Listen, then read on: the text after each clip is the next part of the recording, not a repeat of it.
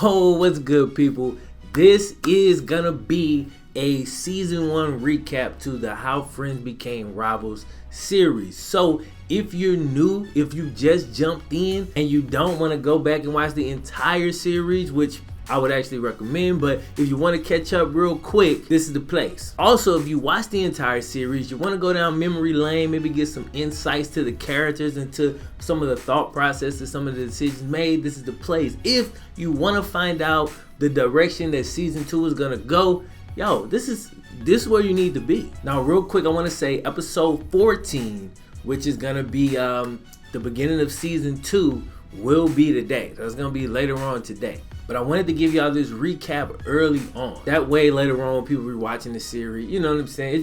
It just helps tie everything together, keep it organized. I'm trying to do a better job of that. So I want to thank everybody for rocking with the series to this point, man. My vision for it has really panned out well. And it's why I know people was mad when I was like, yo, I'm doing another quarterback. People was like, oh. But it had to be the quarterback position in order for the story to work out the way that I wanted it to work out. Because it's just so easy to compare quarterbacks directly, like straight to each other, because they are technically the leaders of the team. They make the decisions. They always got the ball, whether it's running, passing, doesn't matter. They're the general. So people always ask me, yo, who's my favorite character? And I promise you, this is not a cop-out. I love both characters. I see pieces of myself in each character, and I empathize with both of them. Like, I put myself in both of their shoes because I've been in their shoes before. So let's start out with Alvin. Alvin is clearly the underdog of the story. He's slightly undersized. He does not have the tools to be a traditional quarterback. I love non-traditional players in real life, and especially when I create a story. He comes from a poor background. He was bullied in school. He pretty much had, his life was pretty much set up to be, mediocre at best. But if you look at the story, it almost seems like he was destined. He was always destined for more. His chance encounter with Jarrell kind of started it all. Jarrell kind of brought him in under his wing and helped him out and, looked out for him. Then his dad gets a job. They move to a town. They go from a really like A1 type of school, like, hey, well, let's not use that because the classes. They go from like a powerhouse, they go from a school with a powerhouse football team to a school that, like the opposite as far as football is concerned. So what this does for Alvin, and y'all have seen this in real life, somebody transferred from a team that was amazing. They was on the bench there,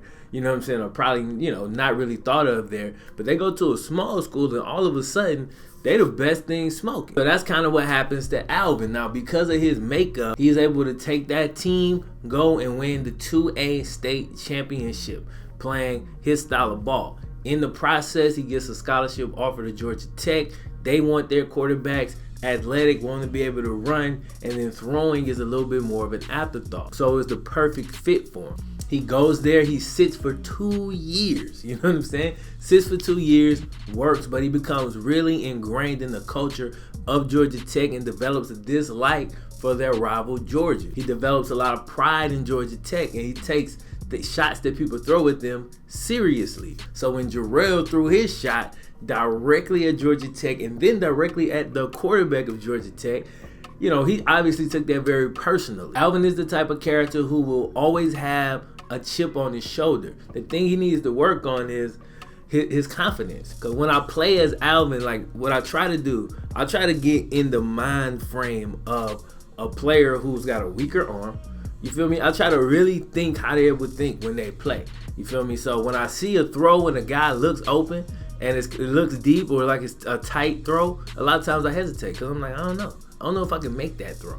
You feel me? I'm looking to run first, almost always, because that's my strength. People default to their strength when pressure is on. That's human nature. So when you're watching Alvin and Jarrell, don't expect perfection. That's not the point. That's why I create the characters with flaws. You feel me? They got strengths and they got flaws, and we try to overcome the flaws, but the flaws don't just disappear.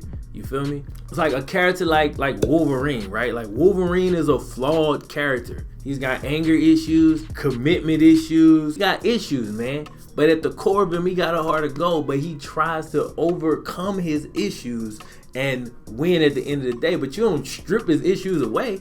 You know what I'm saying? He don't go through the whole movie, if it's a good movie, without making mistakes or doing things that are like, you know. It's the same thing with these characters. Like, their flaws is what makes them them.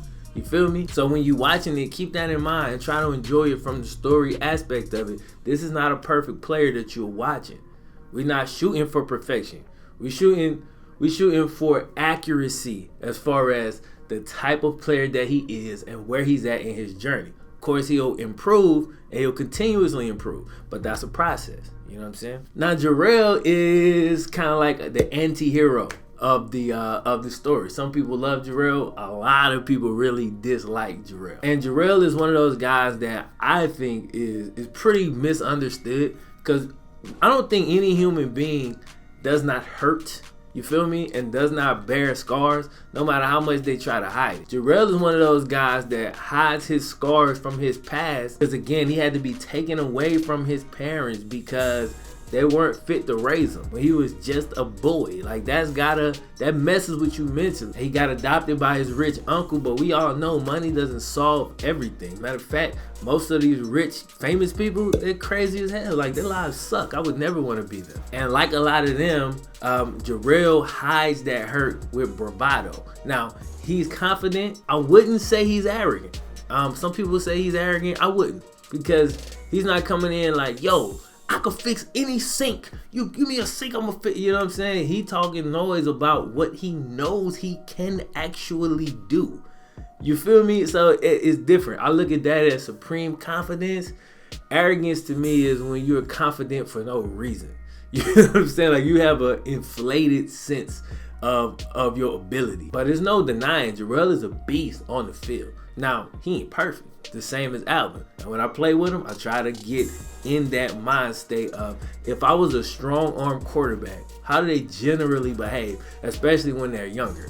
They want to throw the ball deep. They want to show off their cannon. They're going to try to make throws that the average quarterback just can't make. And they're going to make a lot of them, like Jarrell did, but they also make a lot of mistakes. And he's going to have to try to overcome that and hope that the game just, you know, hope that when he throws that ball deep, it doesn't float on him, and hope that the CPU receiver makes a play, because I can't switch over. When it works, it's spectacular. When it doesn't, man, it sucks.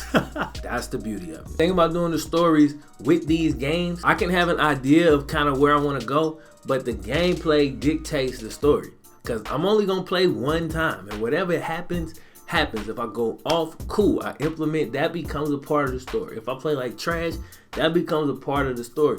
And that's just what it is. It's very unforgiving in that way. Ain't no do-overs. Ain't no, oh, I got Alvin, but I'm going to change the playbook. Nah, I got to figure out this playbook. He's figuring it out the same as me. That's the thing that makes the story work, in my opinion. So at this point in the story, Alvin has gone from a backup quarterback to Jarrell, to a starting quarterback at a bad high school, to getting a scholarship at Georgia Tech, sitting on the bench, to the starter because a guy got hurt, to that guy, right?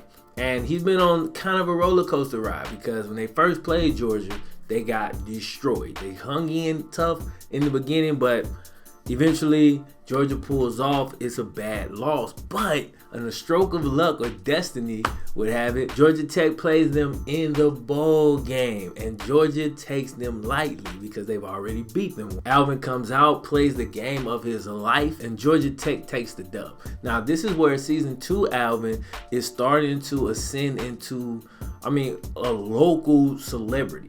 You got to think, if you were a quarterback at Georgia Tech, y'all have been having average seasons for years, and then all of a sudden, this guy comes in, y'all get a bowl bid, you play Georgia in the bowl bid, and you beat the crap out of Georgia, who was ranked number 7 in the nation.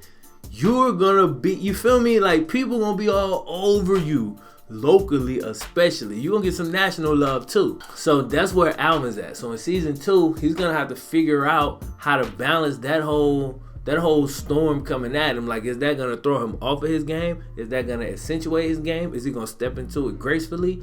I honestly don't know. It's just going to depend on what happens in the games. If I play the games and they go badly, then obviously it's affecting him badly.